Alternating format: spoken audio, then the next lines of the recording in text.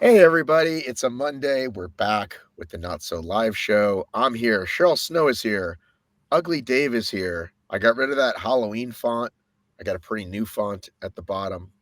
And we're going to talk a lot about HYROX Atlanta. We're going to talk about a lot of other stuff. Do Dave, you how you know? feeling, buddy? Go ahead. Good, but do you know there is actually an Ugly Dave font? That you created? No, no. Somebody, Oh, it's someone. called Ugly Dave. It's called Ugly Dave. Yeah, Um, I'm. well, I'm. I'm going to sue him. I think. you There's got to be some way I can get some kind of copyright as thing well for you it. should. Actually, before I start with anything Atlanta related, I want to show you something I found. And as a what do you call it? As a keeper, as a person who collects a lot of photo and video over the years, I find it's a lot of times accidentally. And I'll be like, holy cow. And you'll see me post it on ROM from time to time. And like 12 to 20 people care. But those 12 to 20 people really care, like, oh wow, I remember that race. Um, lately it tends to do a lot of negative. It's like, oh, that's when Spartan was good. Um, but let me show you. I found two videos today that are Is not that Spartan. negative or is that nostalgic? Mm. Well, I'm looking at it as nostalgia. I'm like, oh, isn't Yeah. this cool? But then people are like, oh yeah, I thought instead of just anyway. Well, let me find this amazing two clips I found. And of course, now, even though I completely saved them, I did a good job, I thought, preparing for this show. I fucking saved them. And now I cannot find them. I'm so mad. All right, well, you're gonna get one of the clips. This is actually the better of the two. But the other one would have been nice too. But here we go. And see who can buzz in and tell me what this is from.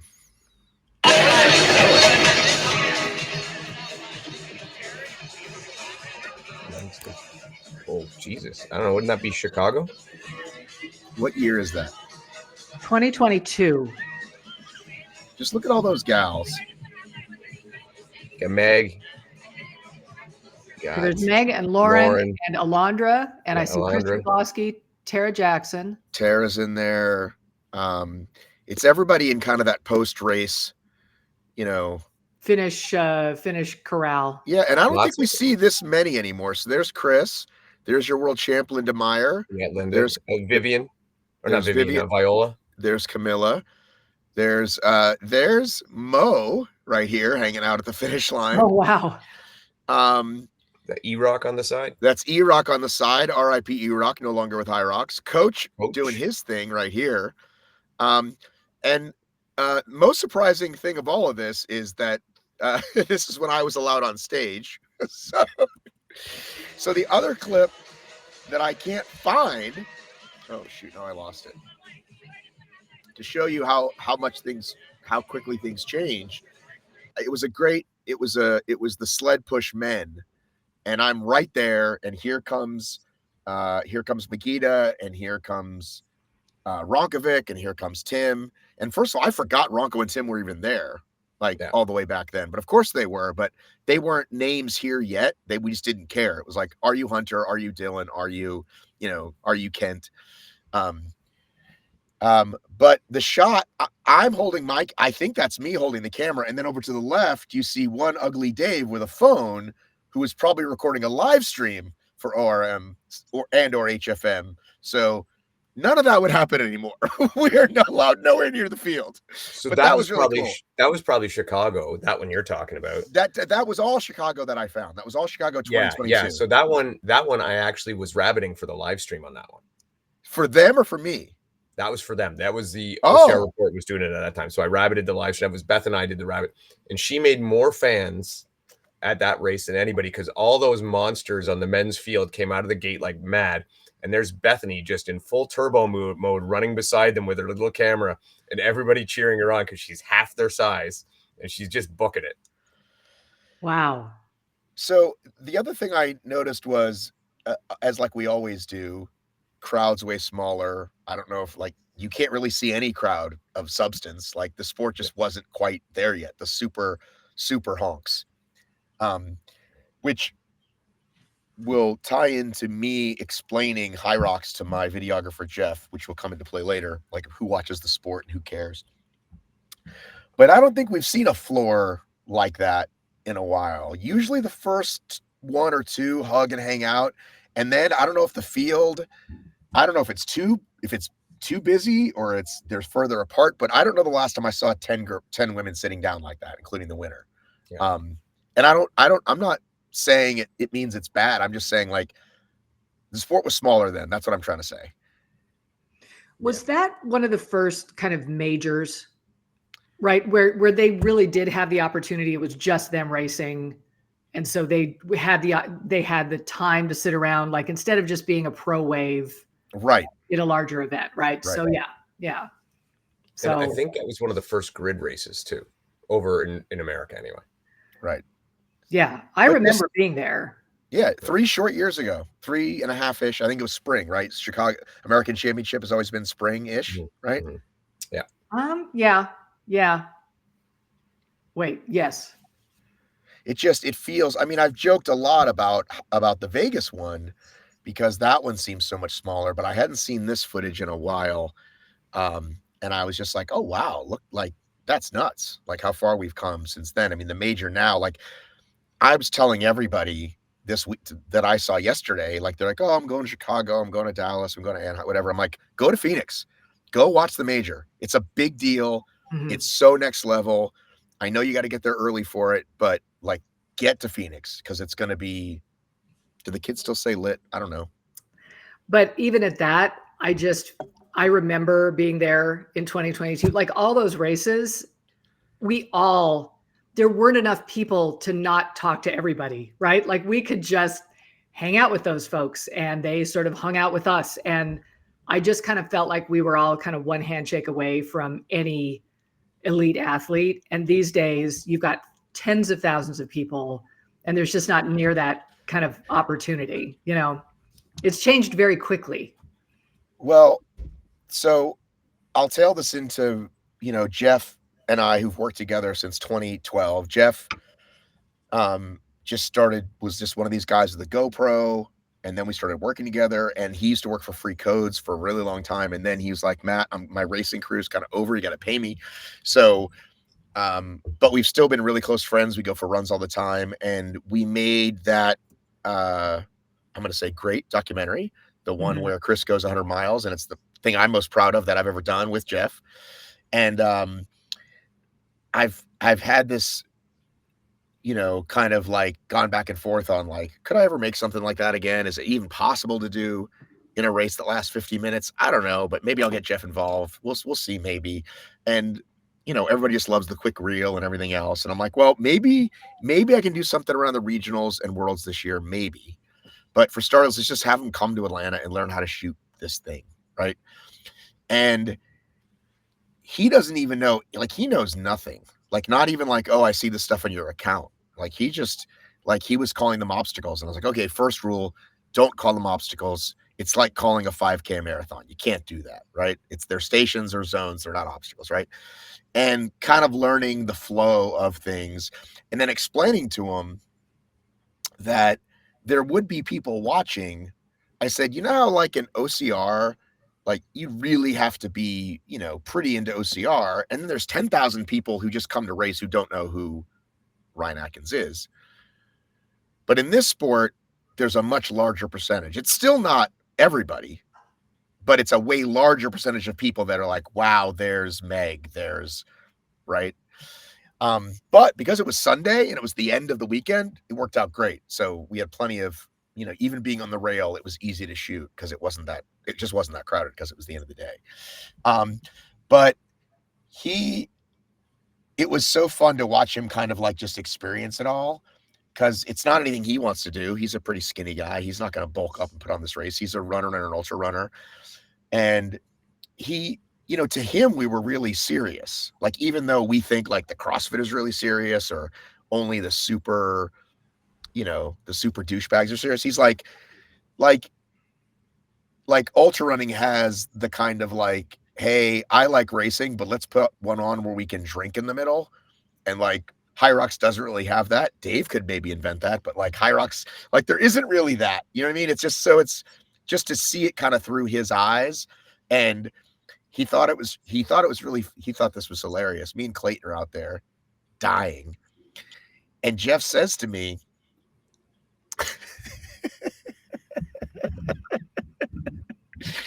"You're not that good at this, Matt, but I'm so proud of you for being out there." And it was like he would think of something not positive to say, because he's like, everyone there is like cheering everybody on so positively, like, "Oh my God, you could do this push." And so he just thought he would say things like, "Man, you're not as healthy as you used to be, but keep at it, Matt." And it would crack me up every time. So anyway, it was interesting to watch through his eyes. A really new person who's only been to OCR and running for the last however long. I remember talking to you probably 2022. I think it was the first time we ever talked.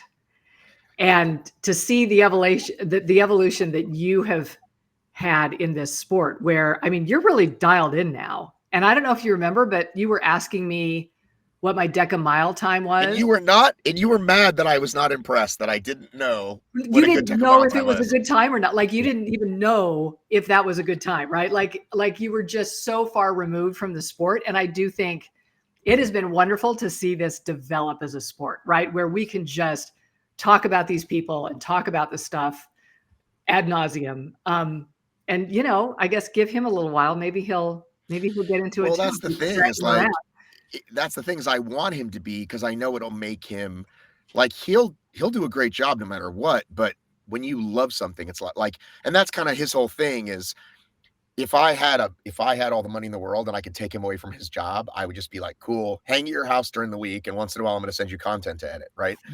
Because he realized a long time ago, at one point he did have his own business, or he was with a guy and it didn't really work out, and he just kind of hated that part about clients having, you know, can't make up their mind and they pay late and all that stuff.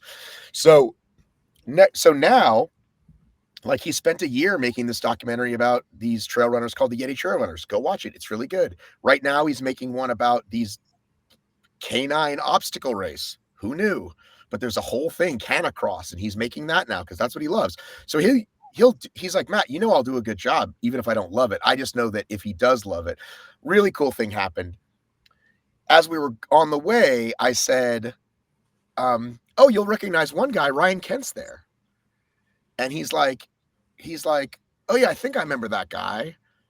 And so then the race happens and he goes, "I don't think that's the same guy. They kept saying Ryan Kent, but I would see someone else. Was there another Ryan Kent?" I'm like, "No, it's definitely him." He's like, "I'm telling you, it's somebody else." And I go, and he pulls up the video. Like he's like, "Let me find the video." And he finds this video.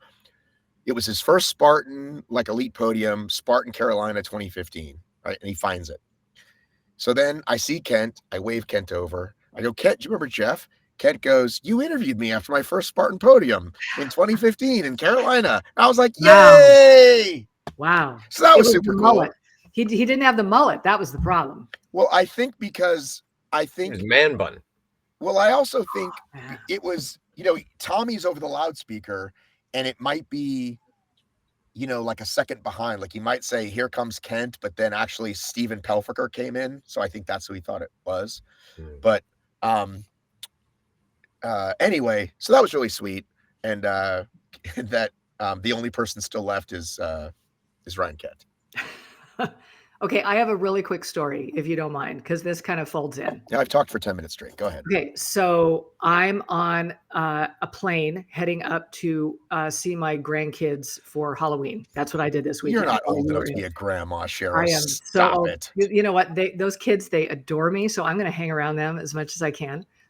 Anyway, it was really fun. And so we were on a plane, but my husband and I, we got different seats because we both wanted aisle seats. And so he was in front of me and I was in back of him because we've been married that long. Ladies and gentlemen, I was about to say, marriage tip. Do not take it personal when your spouse says, "I also want an aisle seat." You sit somewhere else. Yeah, it works great, right? So he's in front of me, so he has to entertain himself and I have to entertain myself. And he forgot to download things, and we are on Allegiant, so you don't get any frills. So he's just trying to keep himself happy. And I'm back there watching stuff and having a really good time.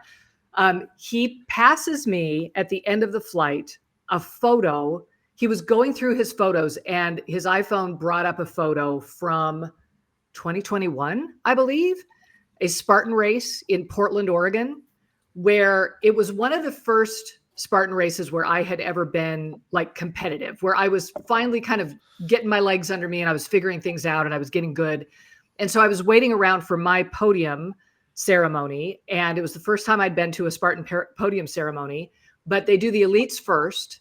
And I remember those women, like just watching them wait for their podium. You could pick them out of a crowd, right? They just looked like they had sparks flying off of them. And I looked at them and I remember nudging my husband and saying, look at them. Like it almost brought tears to my eyes, just the energy coming off of them. And I just thought, I just want to be that. Like that's the goal.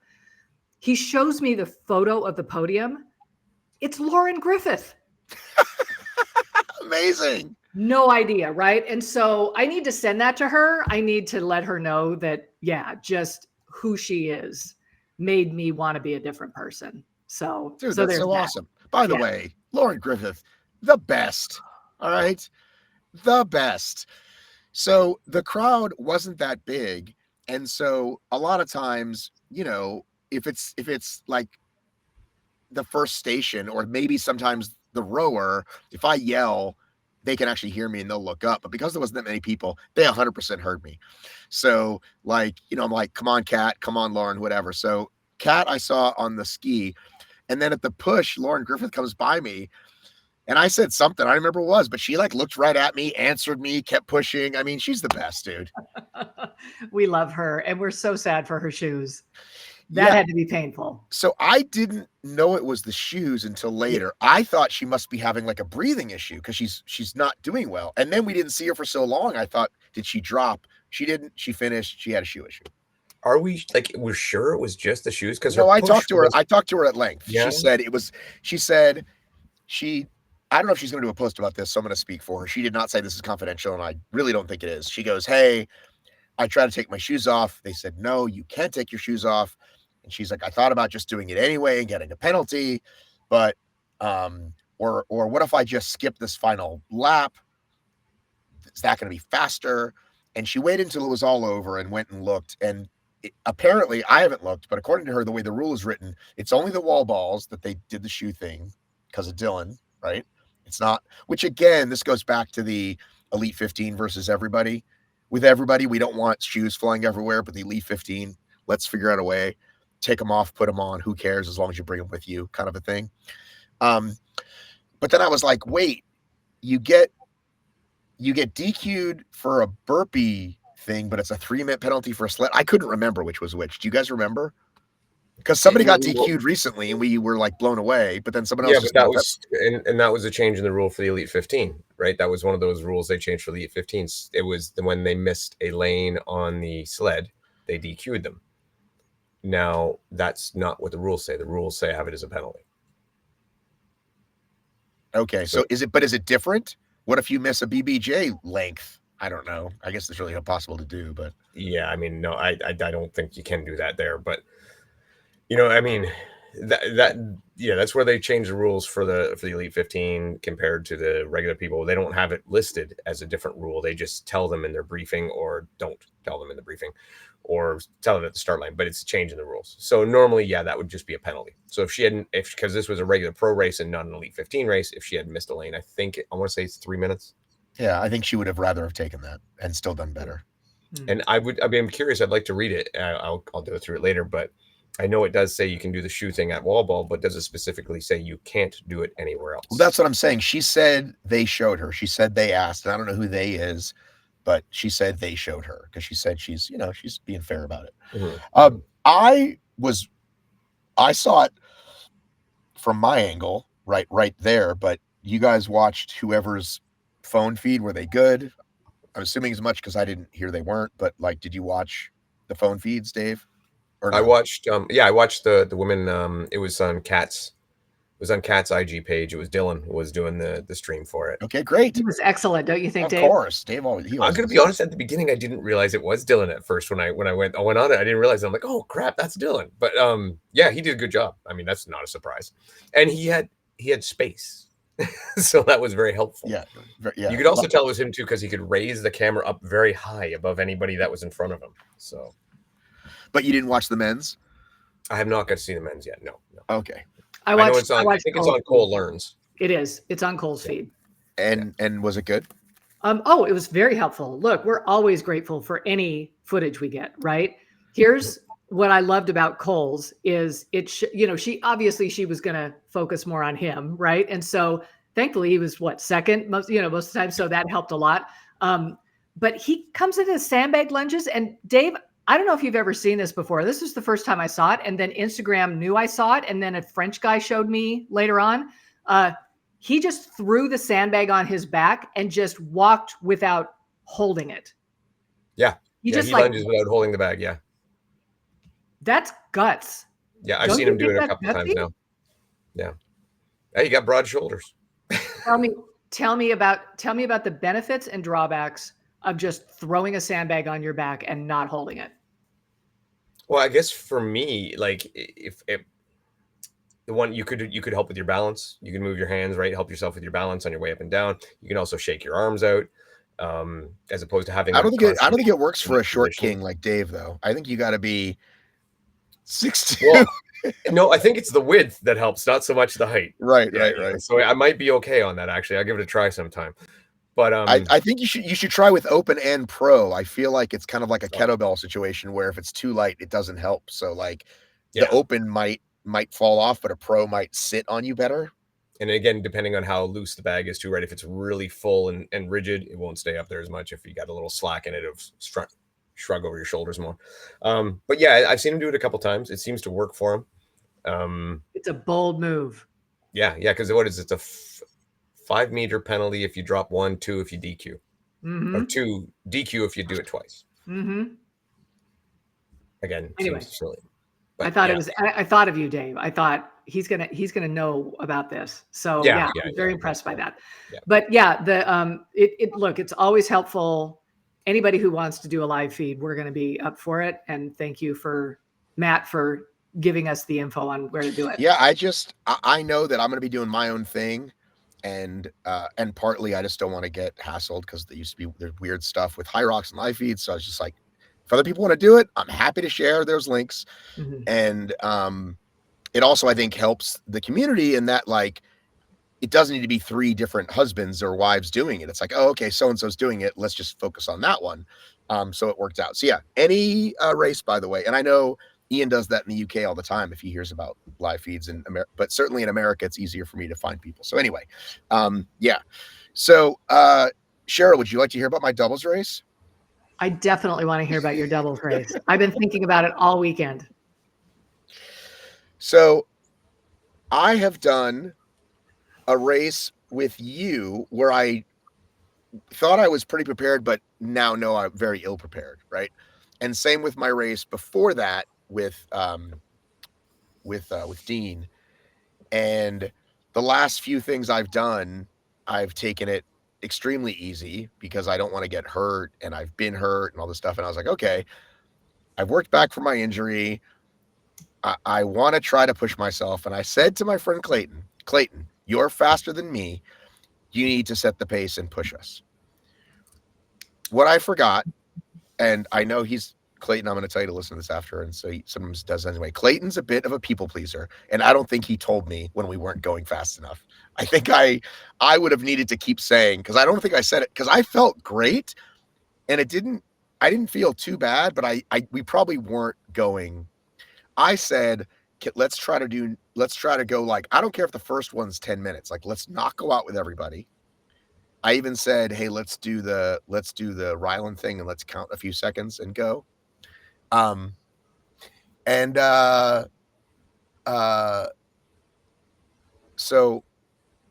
I said, but let's try to do like 9:30s, and then the last one we can just push it and go as fast as we want. But let's like try. For those people that think your splits ready if you want to know. Well, oh, fantastic. Were we at any time near 9:30? Well, Can you convert K to miles? was the first lap short? I don't know. It had to have been. I've let's seen other assume it people's was. splits, and it seems awfully short. Let's assume it Okay. was. So I'm going to say if you were near that pace, it would have been on the first one. Okay. The rest were what? Not that pace. Okay. You just The rest would have been more than 10-minute pace. Okay. What about the last two? I thought the last two were fast, so I feel like we did do that part right. No. They were faster. I looked. So, well, your last one was your second slowest run. The one before that was faster than the one before it, though. The one before that was probably one of your mid-range, maybe one of your faster mid-range ones. I feel like we had a little bit left in the tank. So, like I can tell you the times I can tell you. You want to know all the time? No. Just okay. I thought we did it. I thought we did it right because I wasn't dead at the end. We hit what's the 10-minute plus one, Dave? Is that 3 or 4?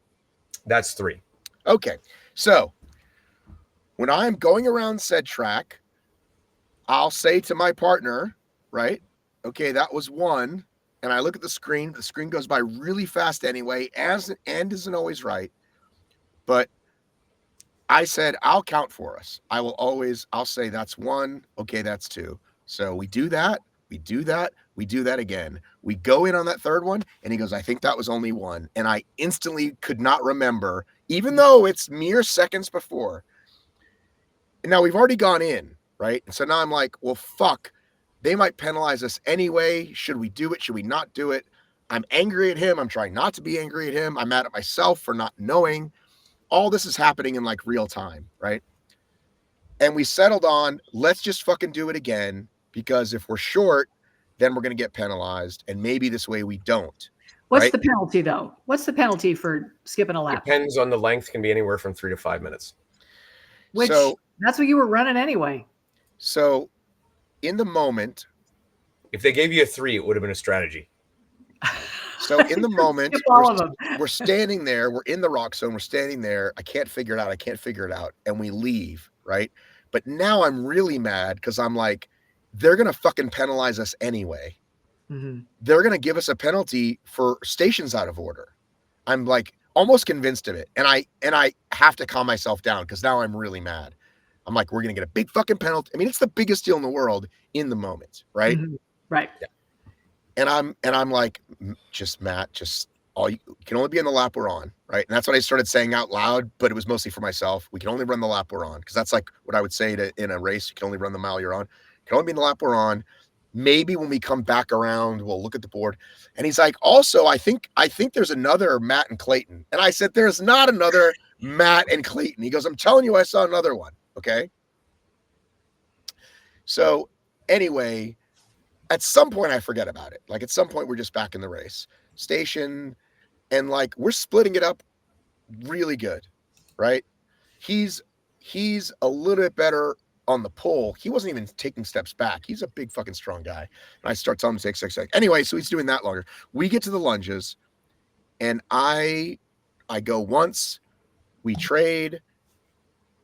Then it's me again. I turn the corner because I'm feeling pretty good. Like to the second one, which is where I start to see the pros, by the way, are coming up behind us. We started an hour and 10. I was like, if we can beat the pros, this will be amazing, right? If we finish at like 115, 120, we'll beat the pros, right? See, and Dylan is like flying by us, right? Every 2 minutes. So we make that turn of the lunges, and it's like someone shot me in the fucking hamstring. Like unbelievable pain. And I'm like, motherfucker. And right at that moment, because the pros are coming, people are cheering us on. Kara Mobley's there, and a few other people like, go, Matt. And I'm like, oh, well, I can't stop now. I got to keep going. People are cheering me on. So I take 2 more steps, and I stop, and I go, Clayton, you got to take it. So I gave it 1 more, and now I'm in my head. I'm like, am my wall going to be worse? So I later asked Dylan, is that normal to like feel really good up until the lunges? He said, yeah, do your hamstring go? I go, absolutely. So that's a big part to work on for the future for me. Did you have fun? Well, I'm going to finish up. So we get to the wall balls.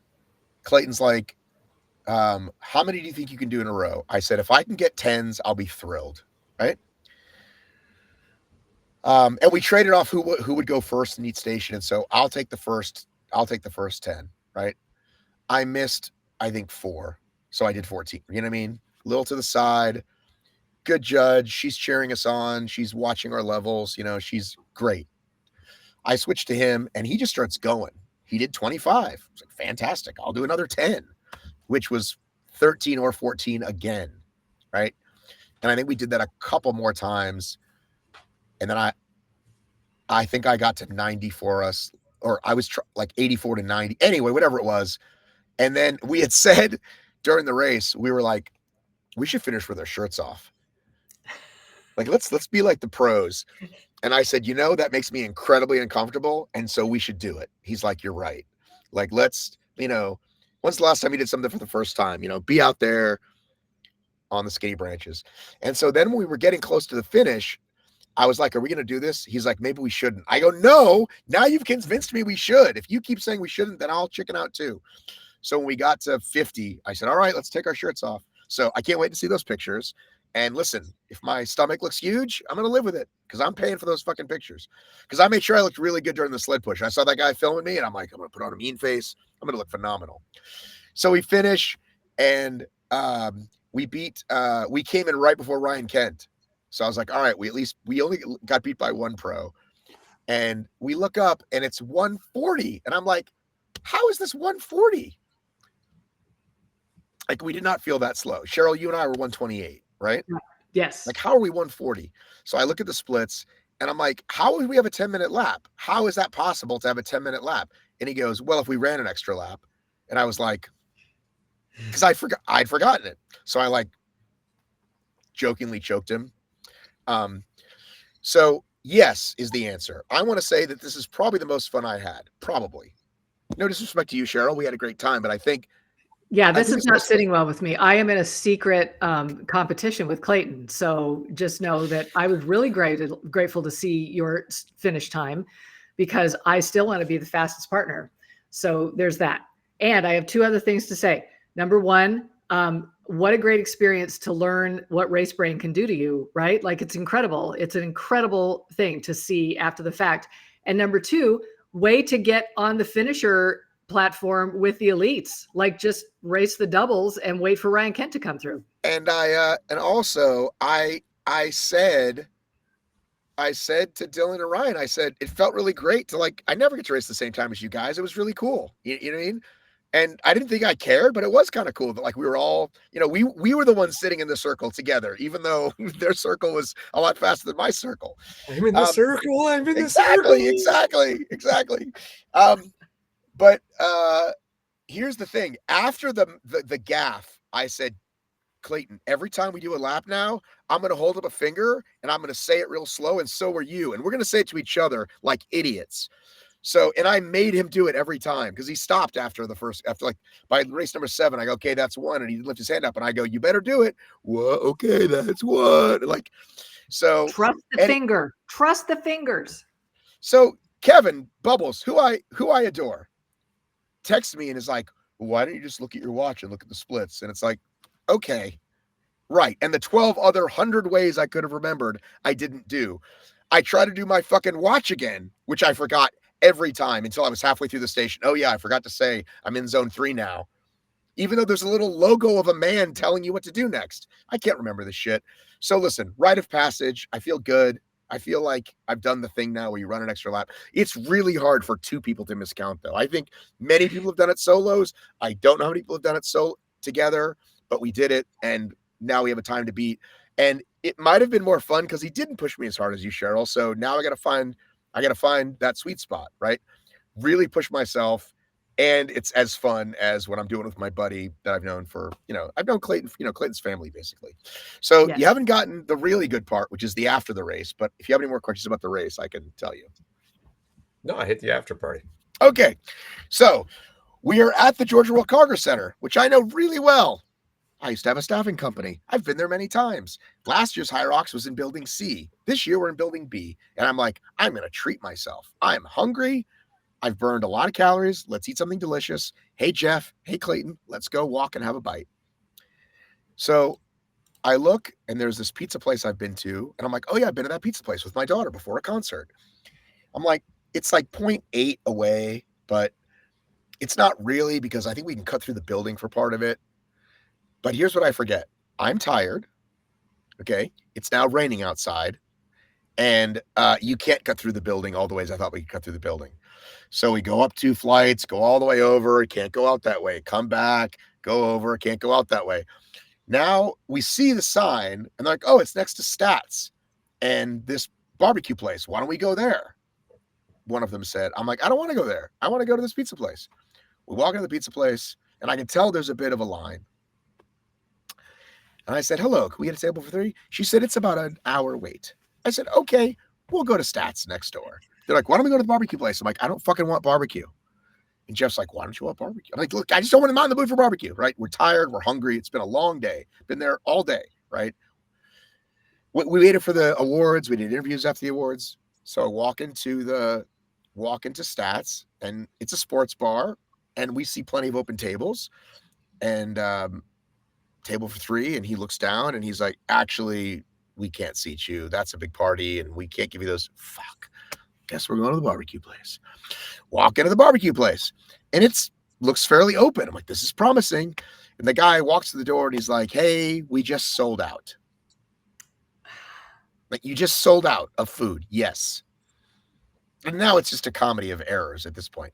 So we go to Mike's. I posted it in the stories. Whatever the fuck it's called. Giant Mike's. I have to go to my story. What, like Jersey Mike's, like the not Jersey. That's the thing. It wasn't Jersey Mike's. Okay. I have to go backwards. Hang on. All right. When he's looking at that, Dave, I want to know what your go-to post-race nutrition Big Dave's cheesesteaks. Oh, nice. Oh, that's not bad. I mean, not what I was in the mood for.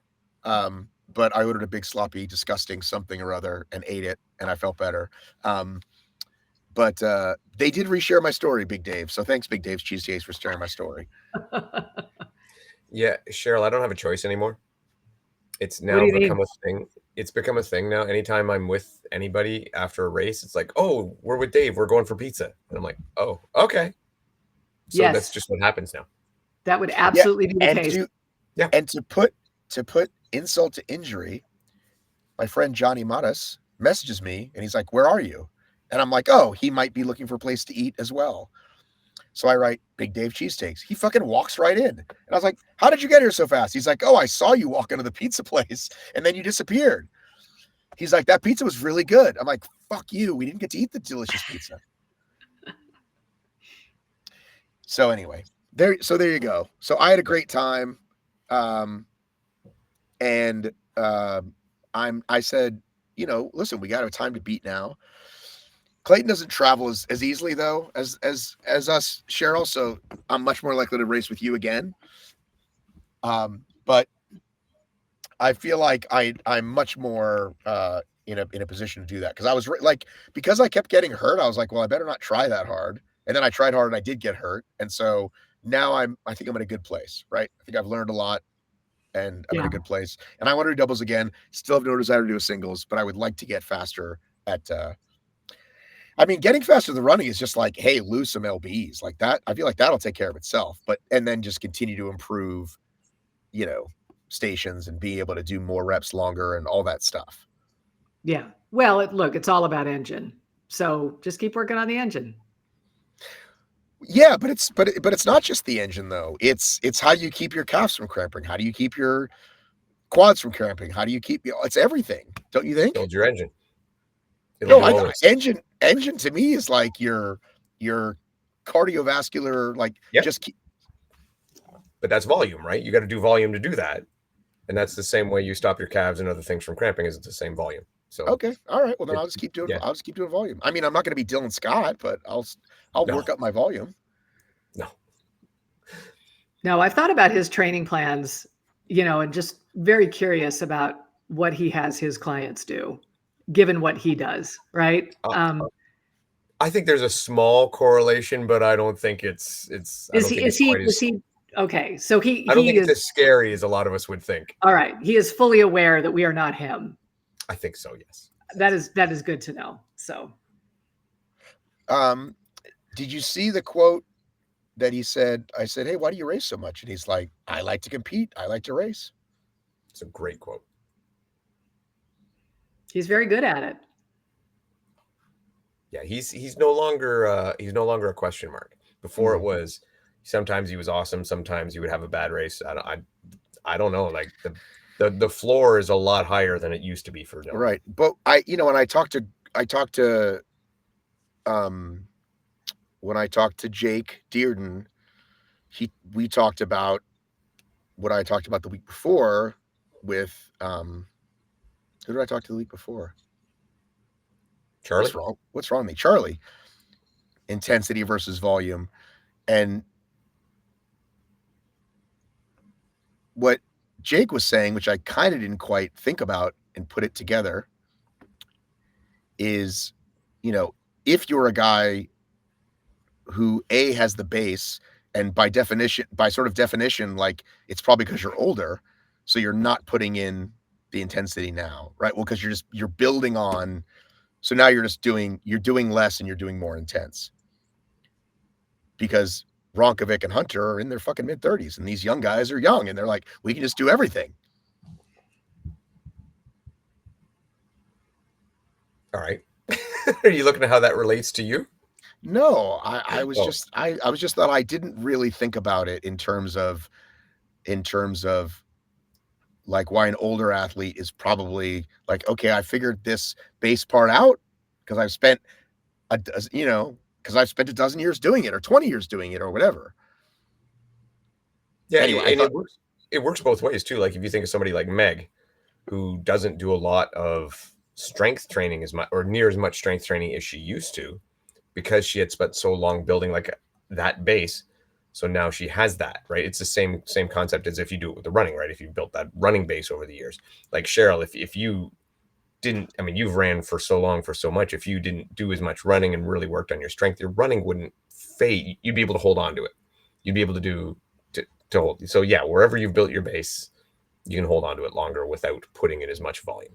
No, I mean, I do have like a decent base from however much, not like those guys, but I have run a lot. I've put a lot of miles on, and I don't like running as much. I mean, I still enjoy it, but join my time in the gym. Yeah, running a ton for all my volume for me is just too hard on me. It doesn't Too much pounding. Yeah. Too much pounding, too much impact. I mean, I can get away with it and be fine, but I feel it and I have to recover longer. Whereas I do more cardio volume on a bike. I'm just way better off. Yeah. It has been interesting to see kind of how everybody's approaching this. And I do think, I do have to wonder too, as these athletes get older, there just comes a maturity about what's important and what isn't. And you have to wonder if that may be playing into it too, where they kind of know what works and they're not having to try everything. But, then you get to our age, Dave, and it's almost necessity to pick and choose. Well, yeah, you get to the point where I'm working out for competitions. I have goals, I have races and stuff I want to do, but I also have to consider in my workouts, is this good for my overall long-term health as well? Right. So I had a thought, and I meant to put this in the notes, but it's not there, so I'll say it now, is,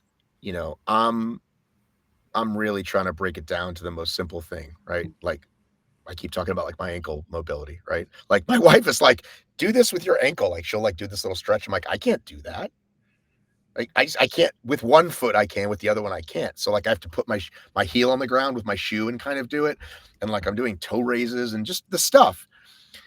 And I had this thought, and my wife, by the way, is like next to me doing this every night. She stretches, she does all kinds of stuff. And I kind of basically half-ass I actually use a battle bunker one. I don't have we used to have like the basic red and blue straps, and I lost of all of them, but Austin Alexander sent me some battle bunker straps, and I have this big giant gray one that Stacy doesn't use, and I'll use that to just kind of do some basic stretches with.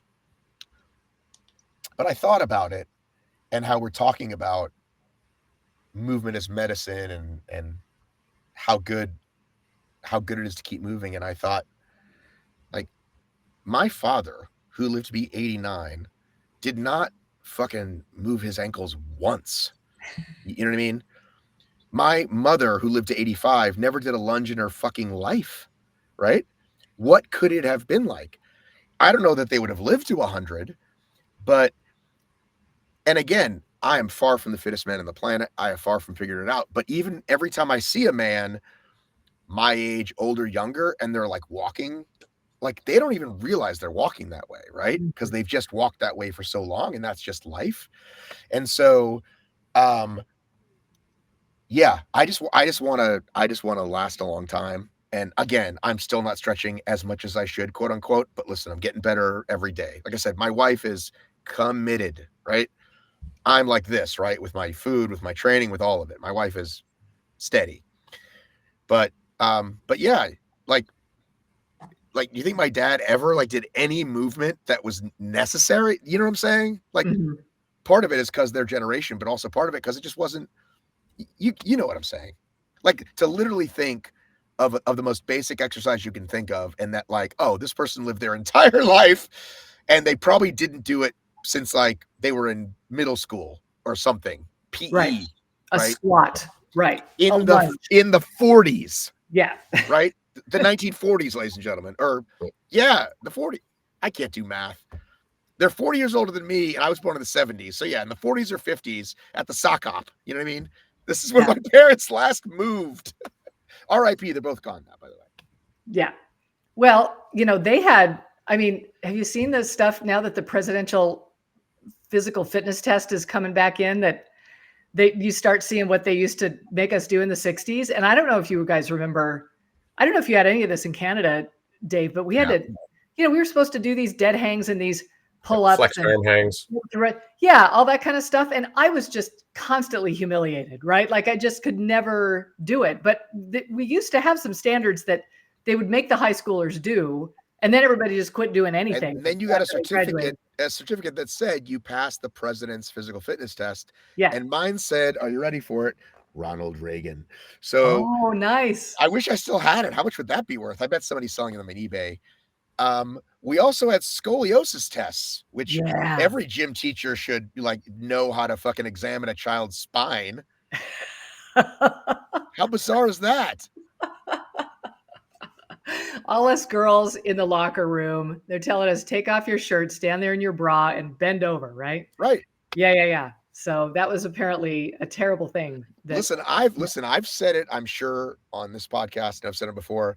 Ladies and gentlemen, I got paddled. There was a giant wooden paddle that in 1980 in Cherokee County, Georgia, I was fucking paddled with for cursing or doing something I was supposed to do. You clearly deserved it. But like, of course I did. But like, can you imagine teachers distributing physical violence to children? Yeah. Nope. Times have changed. But anyway, yeah, we should all be lunging. You're right. That was it's a short way of saying, let's get out there and move our bodies. Health span, not just lifespan. We're all here for that. And HYROX makes us do it. Well, all of them do. Some people it's lifetime games. Some people it's DECA, ruck, mixed doubles, fucking whatever. Yes. That's my favorite one.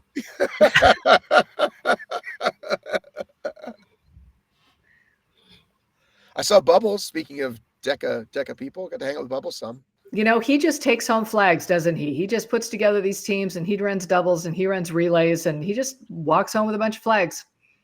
Well, Atlanta was not that well attended. It would have been a good flag one for if you went flag hunting. Atlanta might have been a good one. Well, so that's my question about because I will say the one thing that I did notice during the live feeds was, and you're right, it was Sunday afternoon. By then, a lot of people are gone. But what was it like? I mean, will we have another Atlanta, or was it just not well attended? When we were running around a mostly empty building, and like the vendor village just looked fucking sad. I thought, well, they said spread it out over 3 days, but the numbers are in. We actually had less people than 6 months ago. So what kind of numbers are we talking? So last time it was 6,000 and change. This was like 5,500. So how many factors do we want to say that is? Was it because they put it on sale right after the other ones? Is it because it's 6 months later? Will we never get a Georgia race again because of it? I hope not. I hope they just wait a year, but put it on sale early enough to then fill it. But yeah, I was surprised because I thought, well, it's over 3 days, so it's still going to be a good size, just like Boston was. Boston was not a sellout, and then still ended up being 10,000 plus. Yeah, because it was a massive venue, right? So that's what I'm saying, right? But yeah. Georgia's a massive venue, but then they did not sell the tickets. So I take it personally, like, oh no, please don't punish Atlanta. Didn't we kind of call this though because of like time of the year, closeness to other events? Like this was right, Dallas and all these other big ones, right? That's what I'm saying. All those factors, I hope, factor into it, and they don't punish us. And they give us a decent date in the next season. I really hope so. I mean, we're staring at the same thing here, right? We finally get a couple extra events in Canada, and Vancouver is not selling. Just open. It's there. Had the relays are sold out and nothing else. And you have the entire western part of the United States and Canada that we think should go there in a heartbeat. But it's right near Christmas. It's very close to Anaheim. It just we said it. Everybody did from the moment they announced it. We're like, it's not gonna work. They don't seem to understand America, and I feel like we sound like a broken record. But I think they just think, well, in Europe, if something's equidistant, like, well, this country's 3 miles away, and we put it on two weeks later, and it sells out. You know what I mean? I think maybe they treat America like Europe. I don't know, but it seems like there should be a way to have this handled. And the easy way just seems to be put on the race the next day, sell the next year's, like Spartan does, right? Like that seems to be the easiest way. And then you're not constantly chasing dates. That's how Fenway is the same weekend every year for a decade. Georgia Spartan, same weekend. Tough Mudder, Atlanta, every weekend, right? Just do that. So who knows? Well, so then we get used to the rhythm. Phoenix is not sold out. I'm very surprised at that. That surprises me. That really, really shocked me. Well, if you signed up for Anaheim, why do you need to go to Phoenix? Because it's a major. I really thought because it was going to be in a stadium and because it was a major that it would just go. And the relays, again, have sold out, and everything else is still open. I'm really, really surprised by that one. So do we think that that's why they have delayed the Vegas ticket drop this week? So great question. I didn't think anything nefarious. I just thought sorting something out on the back end. What did you think, Dave? Tell people we were talking, Cheryl. Tell people we were talking about in case they haven't seen the post. Yeah, so it just happened right before we started recording this, but we got an email. I was poised and ready to buy my ticket for Vegas tomorrow because I have a pre-sale access, and we got an email saying, yeah, we're not doing it this week, and so they're not even giving us dates for when they're doing it. Last week we all signed up for Phoenix. All of us rushed around because we thought it was going to sell out, and then it didn't. It's still open. Every single division is open except for relay. And then they come out today saying, no, we're not going to do Vegas. Pro tip for our UK friends, pop over to the United States if you want to get in a race. I mean, somebody from over there just messaged me and said, hey, can you get me an affiliate code? And I said, I would never dare share something that wasn't proper. And then I said, JK, but you're not going to have a problem because we don't sell out the way you guys do. I said, plus the resale market exists again. We haven't even talked about that. I said, HYROX Tickets is alive and well. So you'll be able to get your ticket there. Yeah, it just, I don't know what's going on, but I think you're right. They haven't figured out the United States, but it also doesn't help that so Phoenix is in 8 weeks, something like that, 9 weeks. That soon? It's in January, right? Anaheim is in 5 weeks. So we've got maybe 9 weeks till Phoenix, and they just sold the tickets. Like, you can't expect people to make plans like that. Like, you need to have more. What's the date for Phoenix in January? It's like the end of January. It's like the 26th or something, isn't it? Okay. So far enough removed from Christmas and New Year's. It's like at the end of January. So it's not even like it's a holiday issue, but it very much is a planning issue. As far as if I want to plan for a race, I would like to be able to plan for it more than 2 months out. That I know I've got the ticket, that I, want to get the room and, that sort of stuff. Do you know when DC regional is? So the beginning of March, right? March 6th. When does that go on sale? They haven't even said anything. And 2 weeks before that is Vegas, and they're not even selling that yet. No, it's 1, 2, 3, 4. It's a month. apart. Is it? Yeah. No, because Vegas is like the 13th, isn't it? Phoenix Major, January 29th. Okay. DC Regional, March 5th. And what's Vegas? I don't know. What is Vegas? I thought you were looking at something. A big city in the desert. There's a lot of casinos there. It is. There are a lot of casinos there, but it's like mid-February. So we're talking weeks apart, right? Just weeks apart. Phoenix tickets dropped, I thought, far too late for us to be able to make any substantive plans. And now they're pushing back Vegas, where it's just Miami and DC are both going to happen, and they're assuming those are sellouts. We don't know when they are, though. People keep messaging me, when are they? Don't know, right, guys. Yeah, it's very odd. It's very odd. And don't they know that we would be happy to buy tickets 6 months, a year ahead of time, probably, so that we can fill in our race calendars. So I don't know what's going on, but it just seemed awfully suspicious that Phoenix doesn't sell out, and then all of a sudden they're like, "Oh, we're not gonna drop." I'm not saying they don't care about us, but one could say maybe they don't care about us. Like, the American market. But we're not helping by not signing up. No, I mean, why would they? Like, if we're not going to fill in, you're going to focus your attention where your business thrives. Is an event a failure if it doesn't sell out? And it feels like for HYROX, that's the criteria. Is it art just because it's on the wall? Mm. Is it garbage just because it's in the garbage? Good question. Legally, yes. But again, it's like which came first, right? It's like they don't promote it. It doesn't sell. They've done, listen, I didn't want to say this, but I'm going to say it. My emails are still pretty much garbage. You mean the event stuff where they've got the regional? So my regional email is pretty much anything in Florida or Georgia. It says why Carolina, maybe sometimes. My friend put on a SIM. Every time the email went out, I clicked his SIM link, took me to somewhere else, right? It still usually will say, be sure to support our sponsors. Insert 2022 sponsors here. Powerlift, 3 others. So it's like, come on, guys. This is like, if that happens once, great.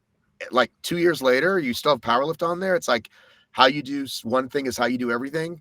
Like, pay the fuck attention. Like, that's bad. That's really bad. Do you not have those issues? Do you click around your emails at all that you get, or do you not care? I'm overwhelmed with emails. I don't bother. Okay. It's like signs on the board, right? I compare it to if you're at work and say you work in a factory or construction area, and there's always a post, like a board where they post things around the lunchrooms and stuff. And it's all the safety notices and this and that and all these different things and little words of the day and all this stuff. And there's so much of it that you see none of it. Right. If they just put one thing there, you see that one thing and you pay attention.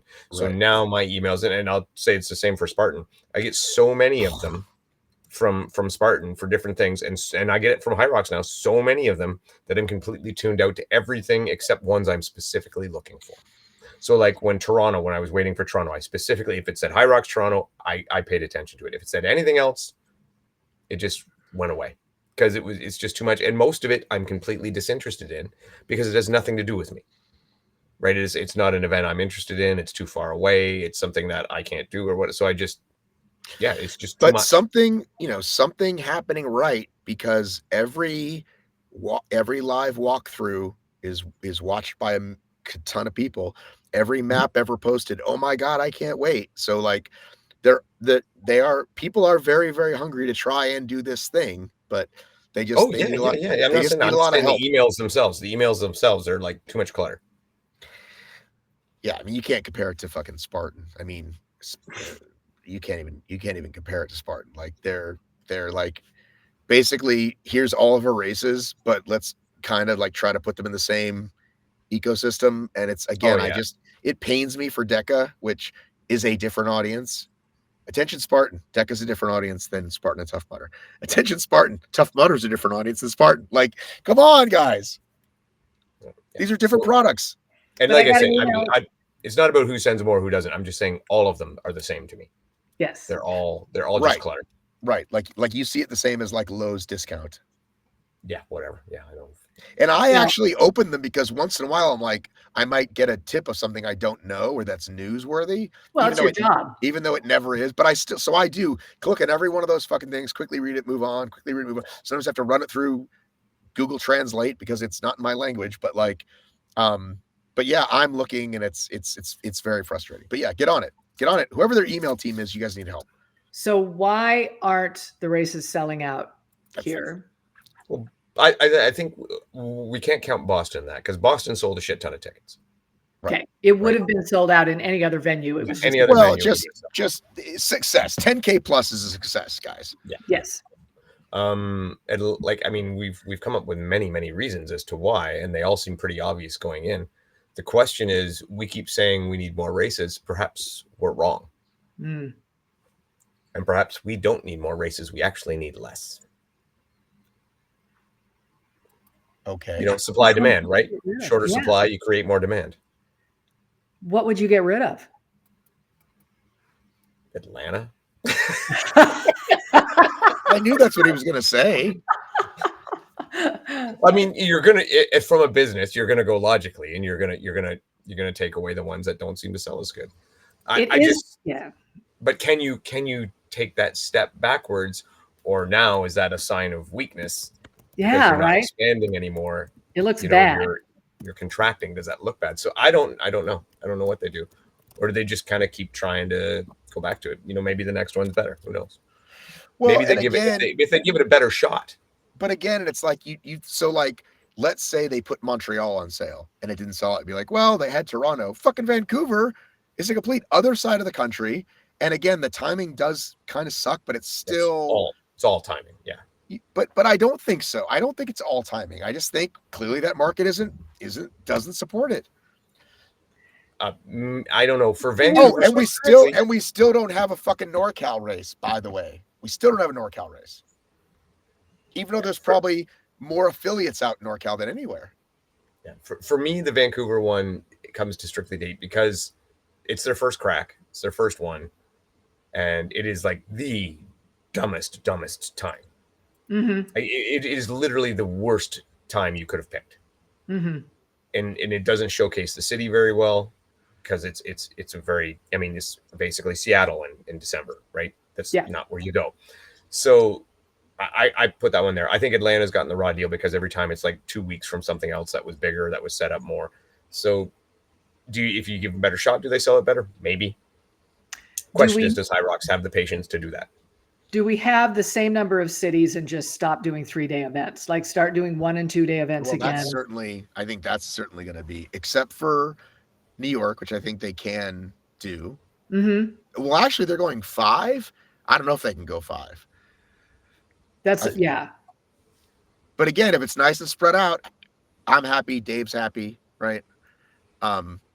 If it's 5 days, but 4 days worth, you know what I'm saying? But it's nice and spread out. But I also want to say quickly, I just noticed I'm looking for someone to help me with video. I'm this close to being sure if I'm going to both Anaheim and Chicago. Stay tuned for that. But I went and looked, and they are putting the races on at 7 and 9 instead of what they did in Hamburg, which was like 4 and 6. So massive difference. That means, you know, they race from 9 to 10 and then do awards after. I mean, that's a lot, dude. Is that better for different time zones, perhaps? I'm guessing. Because that seems. Ugh. I mean, I'll watch in the morning, maybe. I'm just a little disappointed that that's how they did it, but yeah. It just would be really nice.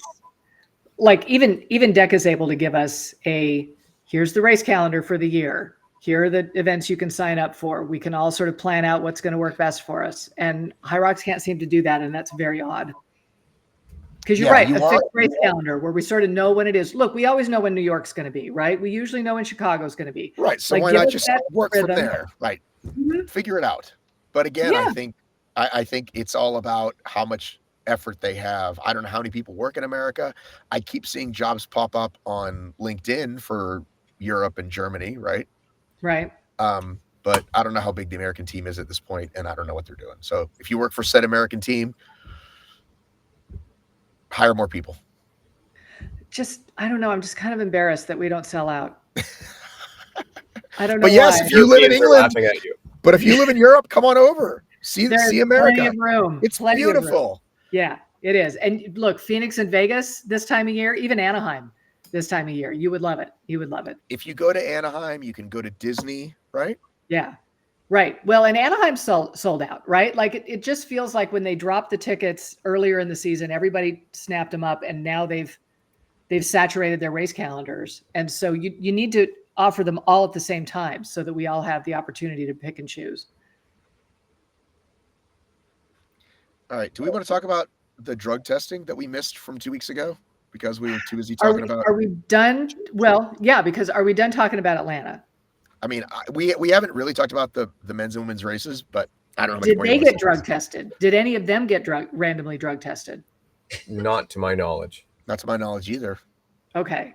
Because, here all of a sudden in Stuttgart, they just grab somebody and take them over. So Europeans come to America for a race. They're not drug testing, and there's available spots. That's right. So all you jacked up monkeys, come on over. So apparently they had done it in Paris as well, which I did not know. But one of the Van den Lindenloofs messaged me and said I was also tested in Paris. Cool. Because Graham posted my second random test of the year, and I thought, well, he meant well from the major. If he didn't finish in the top, I couldn't remember. So I said, did they test before in Paris? Because somebody said, anyway, so at least twice they've tested. And by the way, people love to talk about drug testing. And it's like, well, you have to be an idiot not to get caught, because even if it's not announced, you can stop 2 weeks before. And then people are like, right, but like we're getting somewhere. And then it's like, yeah, but like whoever's complaining, even if you told those people they're doing it and they're doing out of competition testing and they're doing it 4 times a year, they're like, that's not going to catch anybody. They should do it 10 times a year. So people are never going to be happy. I'm thrilled that we're getting it at non-championship races. We're much more likely to catch people that way. And I think out of competition testing will be maybe next season, maybe the one after. I don't got much to say. I think it's cool. I mean, yeah, the more testing, the better. Great. Well, look, they had that weird policy that just sort of came out of nowhere, where they were like, hey, if you didn't have a pro card by September 1st, then any races you've been doing, we're not going to count, right? And then they walked that back within like 24 hours and said, okay, from October 23rd on, we're going to, you need to have a pro card or else your times don't count. And it seemed odd to me. And now that they're starting this random drug testing, it sort of feels like that kind of makes sense. Like it just, look, I talked to, I won't say who I talked to, but I talked to one of the elites about it, who was like, well, you need the pro card's good because then people will adhere to the drug policy. And I'm like, why would they adhere to the drug policy? Right? Like just because you have a pro card, if they're not testing, they're not actively testing. And this person, bless their hearts, they were just so optimistic of just like, oh, well, but they signed a pro card. Like they would not do that. It would keep them from. Were you talking to Bethany? That sounds like the thing Bethany would believe. It's the sunshine and rainbows, right? These wonderful humans that just think that there's so much good in the world, right? And so, yeah, I think that I'm a lot more cynical than that, but it just felt like theater to me. It felt like they're just making a big show that they somehow care about PEDs in the sport. When I heard the report, Matt, about Stuttgart, it just calmed my soul. It just helped me feel like, okay, they are serious. There was a reason behind the madness. They just really fucked it up. It was just, once again, kind of, not the best communicators, not super great at, kind of saying this, but the fact that they're now backing this up with action, I think you pull a couple people in Paris and Stuttgart and, maybe over here in Atlanta, if they care about the Americans, like, do you start pulling people like that? And I think there's the message. I don't think we can do any more than that. Right. And if you're trying to cycle off, quote unquote, right, like, I mean, I guess that's what you're going to spend your year doing, right? If it's one thing to just like, okay, cool, I can cycle off for the majors and the champs, but like adding these other races, I think does help. And again, we all know age groupers are the biggest villains here doing it, but they're not going to be tested, and I don't expect them to. And how could you possibly? You're not going to drug test 10,000 people or even 1,000 people. So I'm fine with the Elite 15. But yes, I think it's a great step in the right direction. Random tests, and we might actually see somebody get caught. I don't know, but we might see somebody get caught. So my question, though, and I honestly don't know the answer to this. Can you, as you've written in your rules that you have drug testing that you PEDs are not permitted in your sport, all that stuff, it's written in the rule book. Can you not test anybody who competes in your sport, or do you have, like, does the pro card now give them the legal resource to test, or could they not already do that? That was one theory I heard, that technically at a regular race, a regular person, even if it's in the rules, could agree to it, but they couldn't do it. Something about rights. I'll quickly ask chat while we're talking. Which strikes me as weird, because back in the day, I mean, when Woodsy got caught, there was no Spartan Pro card where you had to agree or sign on or do whatever, and you were able to. I mean, he was able to be tested and got. I hesitate to say got caught because it seemed like a silly thing, right? But he didn't resist, and if he had said, "I don't want to get tested," then what would have happened? But I'm going to look at this while you guys discuss the Court of Public Appeals would have shot him down. Yeah, it's not a good look when you refuse it, right? Yeah, it's like refusing a sobriety test when you get pulled over. So yeah. So I'm just saying, I don't know that's a legal recourse or not. I mean, an Elite 15 can refuse the test too. They just got to walk away. That's fine too. It's going to be the same deal as if a other person does it. Right. Because I mean, if like this pro card just paves the way for it to be simple and seamless for them.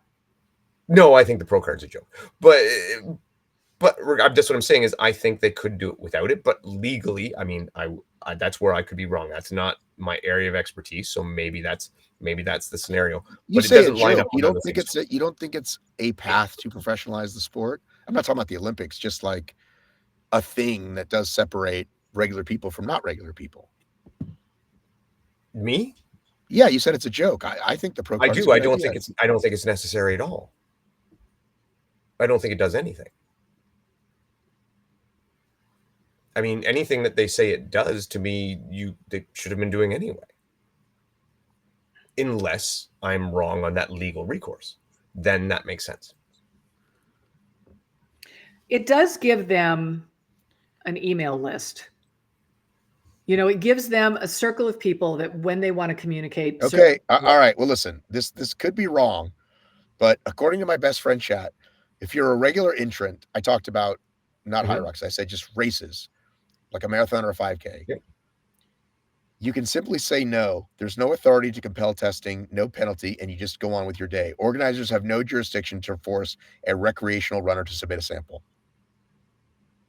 A recreational runner, right? Okay, I understand. Right. That. So, like, I think that's the thing, that they can't do it. But the pro thing is like, you are a pro, and now laws and states say, here's a reason you can do it the same way an employer can, right? And it's not a violation of your rights, etc. So we are really jumping out on like, that's cool. That's cool. So if I write in my rule book that a refusal to take a drug test, if requested, will result in a disqualification. I'm saying it does. It's just like when they say, like, if there's a contract that's not worth it, it doesn't, you can sign it. It doesn't mean it's going to hold up. Like if you give me a shitty non-complete clause that says I can't do another podcast for 10 years and I sign it, a judge would say that's not reasonable. You should have made it a year. Now it's not enforceable. Correct. But if I put in my rule book, a refusal to take a drug test upon request will result in a disqualification. Well, and then they DQ you and then you fight it in court or whatever. I'm just saying that will hold up. I'm just saying, it's like you say, Dave, what is signing a list of rules when you're supposed to be doing that anyway? But this is more of a legal thing of, I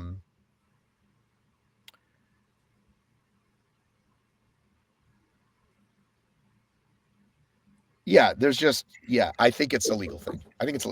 You could fight the battle, right? If you put it in your rule book for HTX, pick your poison, and I still chose not to do it, and you're like, fine, you're DQ'd, and then I fight you in court over it and I win 2 years later, it's like, who cares? But I think I don't think you'd win. I mean, does CrossFit have a pro card? No, but again, I'm sure they signed something that says you're at this race, you're competing for money, sign this, and you say that we can test you. Okay.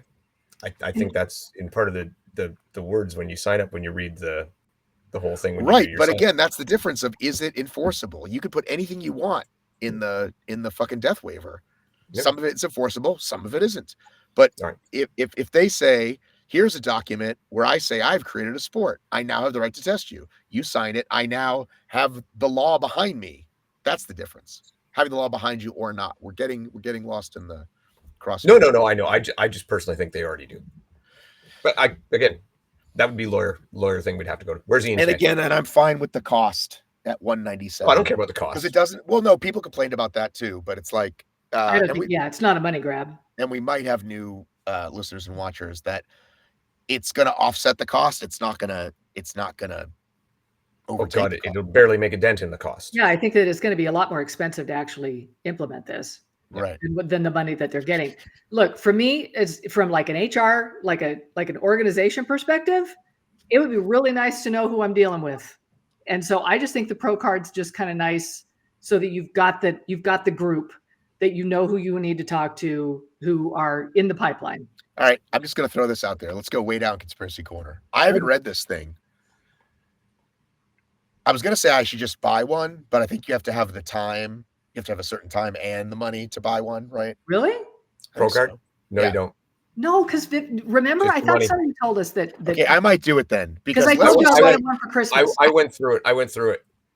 Did you buy it, or you were almost going to buy it? No, I didn't buy it. I just went through to the point where you could, because I actually asked Cole that before when he was having his issue. All right, so is in there some conduct unbecoming?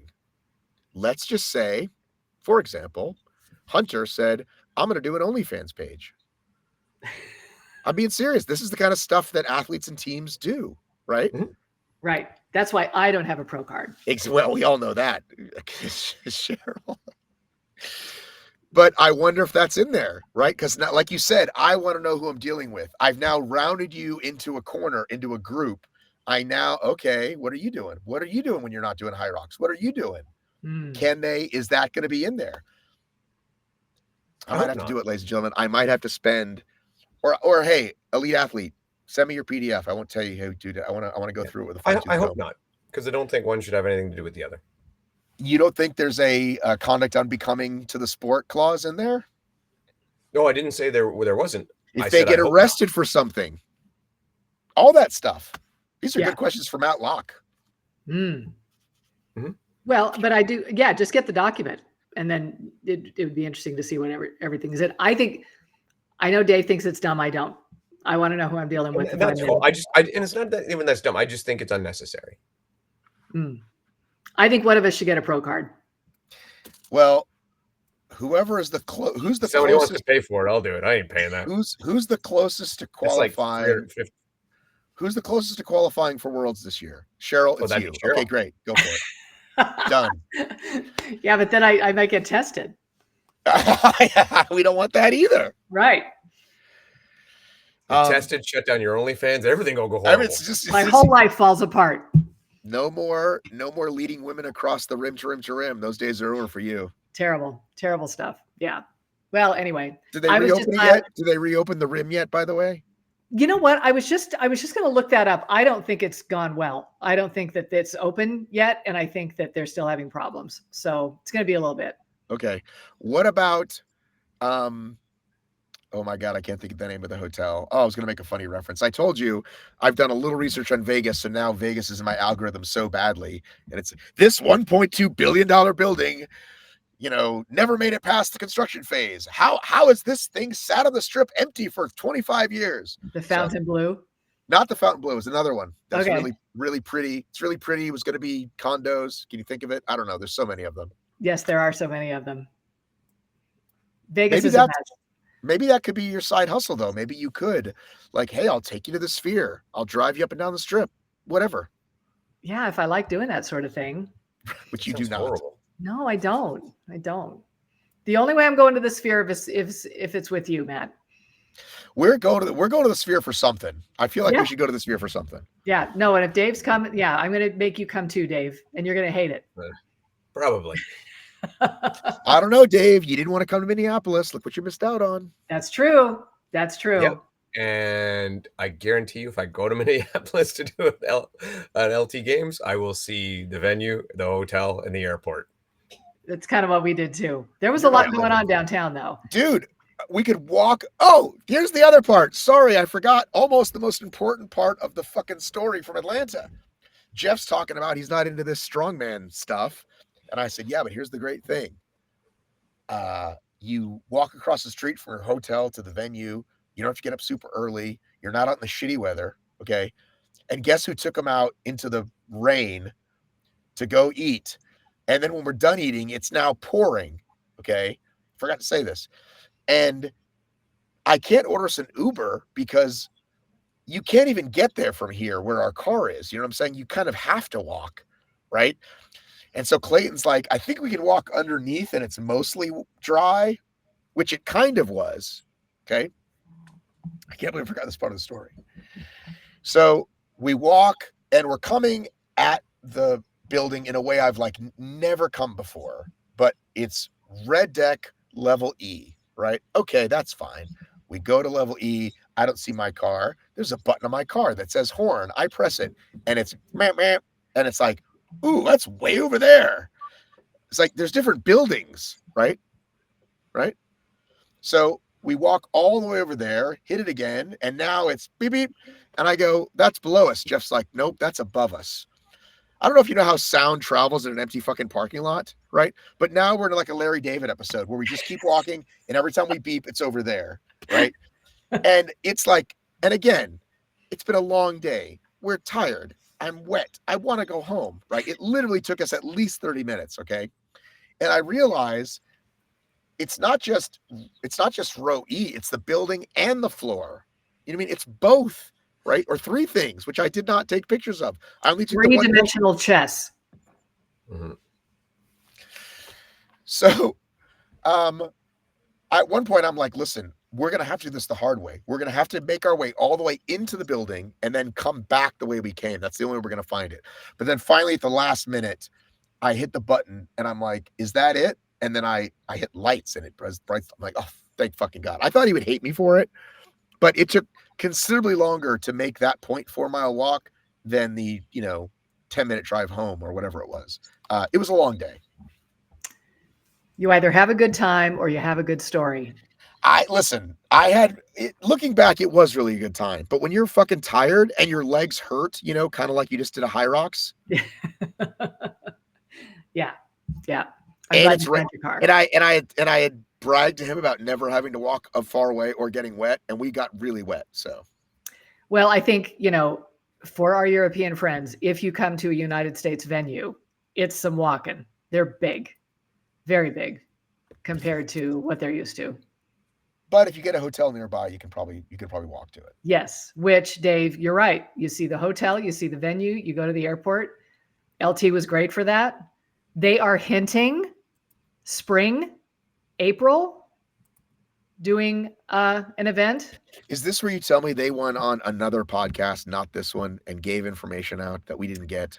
They not only did that, but they made a comment on some of the athletes' posts about it. So there have been several hints given from several sources. How dare they? And Cher now has a lot of secret sources. So you said, on Instagram, what did they say on Race Brain? What did they say? It was an excellent interview. They did a really good job. They did a really good job. I like those guys. Those guys know, like, they talk like sports dudes, right? Like, they're so good at it. It's less, it's very professional. They do a really nice job. Don't you say it, Cheryl. I won't. So anyway, always talking about us, Dave, like we're chopped liver. These guys are so professional over there. No, I just think I will say we are a different vibe, and I like this vibe. I like our vibe too. I got a message the other day. I meant to read you guys. It said, "Please don't ever change. Love your banter. Love your show." I forgot to read it. Oh, that's nice. Yeah. Don't ever change, Dave. I know you were thinking about it. I know. Don't do it. Don't do it. All right, anyway. So no, really good interview, and a lot of stuff that we have heard from them. But two things. They did kind of mention that they did acknowledge that there were definitely some judging issues, and they're willing to kind of work on those and fix them. Look, some of those CrossFitters came through, and they are just so fast, right? That it's really, really hard to slow down a big, muscly dude. Dave is on record as saying he thought Noah's reps sucked. I saw the footage, Not all of them, and he is correct. It was a problem, right? But the guy is so muscular, like he just doesn't have the mobility. But that's what a good judge is supposed to do, though. A good judge is supposed to make you do the right.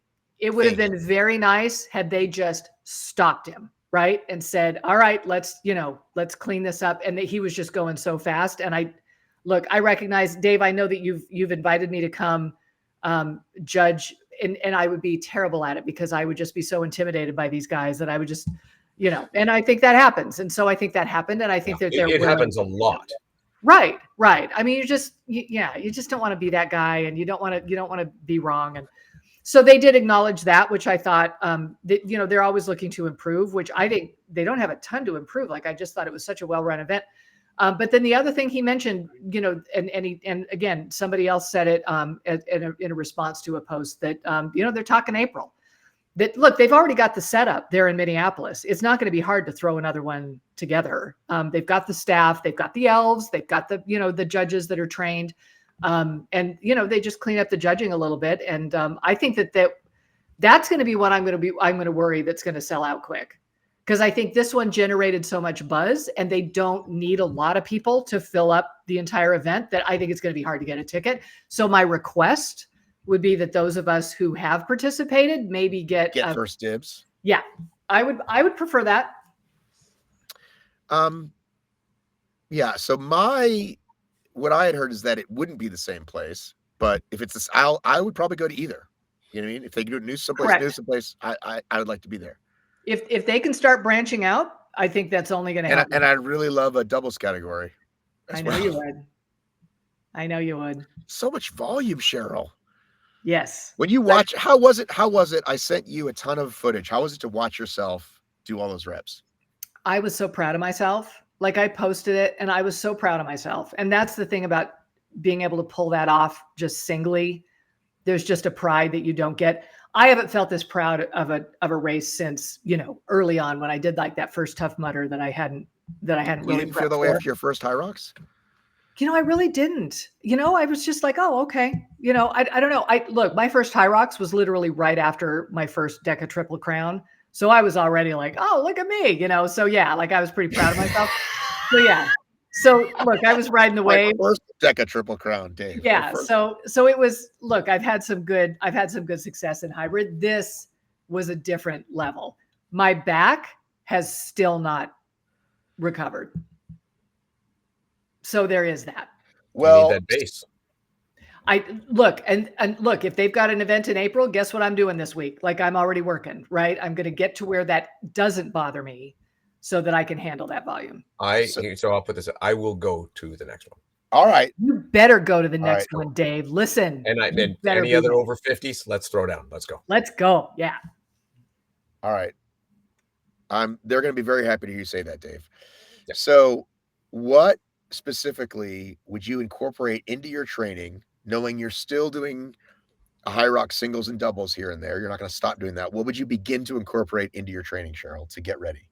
Well, for a springtime or a late spring. Right. Look, I've got 3 HYROXs coming up, right? I've got Anaheim, I've got Phoenix, and I've got Vegas. And so I'll definitely start. I started pushing a sled this week. I started, pulling a sled, like doing some things like that. But today, shoulder to overheads, box step ups. I've got some deadlifts coming up that I'll, heavier than race weight. So I can start just kind of getting everything sturdier, so that then I can handle that volume, and it's not gonna be so tough on me. Would you do other exercises in those groups, or would you just strictly keep doing the reps of the thing that's in the race? I think shoulder mobility is going to be really important, and so I'm going to have to keep that up. And I think a lot of like single leg RDLs and stuff, just stuff to kind of get the back in better shape. I think the mobility and that really kind of basic PT work is going to keep me healthy enough so that I can handle that sort of stuff. Yeah, you'll probably win the 70 to 75 age group. I should. That's the hope. They were talking on Race Brain about starting to do age group divisions. Oh. What? No, you finish it and I want to comment on what you're talking about right now. Well, because here's what I have to say about that. You better not change the format of the race. That's all I have to say. Exactly. And you better not do 50 plus. You better don't be like treating us like we need special treatment. Don't change the weights. Don't change the format. Don't change the distances because of the age. Just let the people decide for themselves. Yes. Absolutely. And if you can't do the race, you can't do the race. What about 80 plus? What about when you get to 80? Can we change them at 80? No. We can't drop the weights at all? No. I think you find another race. You find another race you can do. Speaking of 80-year-olds, my wife has worked out at the Y for over 10 years, right? Okay. The whole reason my wife is who she is because she had 3 kids and was like, I don't want to look like I have just had 3 kids. Like, I want to look. She starts going to the Y. The Y has, guess what? Free childcare while you're there, right? Not only that, they have something called PTO, Parents Time Out, where it was like $8 or $11 an hour for like essentially like really cheap babysitting for 3 or 4 hours. We used that. We'd like drop the kids off, go on an afternoon date. So we've had a family membership at the Y forever, right? I've used it maybe twice, right? And I was like, I'm now taking the boys to school in the morning because she's now training people at like 5:30. So I went this morning and I was like, hey, I need to sign up for the family thing again. And I could not wait to sit in the hot tub and go in the steam room because they do have Stacy, when I said Stacy, I just spent all this money in Berlin and it was amazing. She's like, the Y has all that shit. I'm like, yeah, but this was really nice. So I will say that the temperature of the hot tub is the same, right? It's like that scene in Hoosiers. They go, the rim is just as big as in the big arena. But if you want to treat yourself, treat yourself. I'm not saying don't treat yourself because I really did enjoy myself in Berlin, but I did enjoy the hot tub today with a woman who was probably 10 years older than me. Very pleasant chat. I got in and I went, oof. And she was like, but it's good, isn't it? I said, oh, yes. Right. And I sat there and experienced what, if there's children nearby, have them put on headphones. I can only, it feels like post-coital joy, right? You're up and you're down at the same time, right? Dave looks confused. Cheryl looks happy. Cheryl knows what I'm talking about. Maybe Dave's woman is nearby. He doesn't want to show too much joy. I don't know. Shocked. No, man, I just think you get a lot more joy out of a hot tub than I do. I mean, Cheryl, you know what I'm talking about. Did you have cigarettes? You're nearby? kind of high, and you're kind of. It's just all. I was just like, you're just very relaxed. God, this feels amazing. It's been a good session. It's amazing. So a little bit different than the very expensive Marriott is. By the way, I don't want to go in a hot tub with you. Ever. Okay, that's fine. That's fine. I've shared a hot tub with many an obstacle racer in my day, always clothed, both men and women. Everybody's always completely dressed, but they do have a spa. But I looked inside that thing, a little too crowded, and right, a little too small. Like I can be around some men in their 70s, right, with just a towel on. It's not that bad, but that looked like a prison cell. I was like, I'm not going in there. Maybe alone later in the day if no one's in there. In the morning it was pretty crowded. But the hot tub just as great, and the pool not as cold as Germany. So I didn't quite get that contrast therapy I wanted, but it'll do for $110 a month, including for the whole family. It'll do. Nice. Yeah, and look, I never want to get up early and take my kids to school, and now it's like, oh, I see why Stacy did this for so long. It's right there. It's next to my kids' school is what I was trying to say. I haven't been to Y in a long time. Well, they're great, and they are. But listen, you want to do it. There's never excuse. You want to spend a lot of money, do it. You want to spend little to no money, you can also do it. But all right, I think that covers everything. We're at that magical 90-minute mark. Is there anything else guys we didn't cover this week? I'm just really proud of you, Matt. Good job. Thank you. Yep. I just feel like now I'm a regular person. I'm no longer like this injured person, figuring out to try to, not that I'm healed forever, but I just feel better. So, all righty, everybody. Have a great week. Is there anything this weekend? I have a DECA at Farm Girl, local DECA. You guys are working it. You guys are getting ready for Worlds, aren't you? Yeah. All right. Have a good week, everybody. Thanks. Happy November.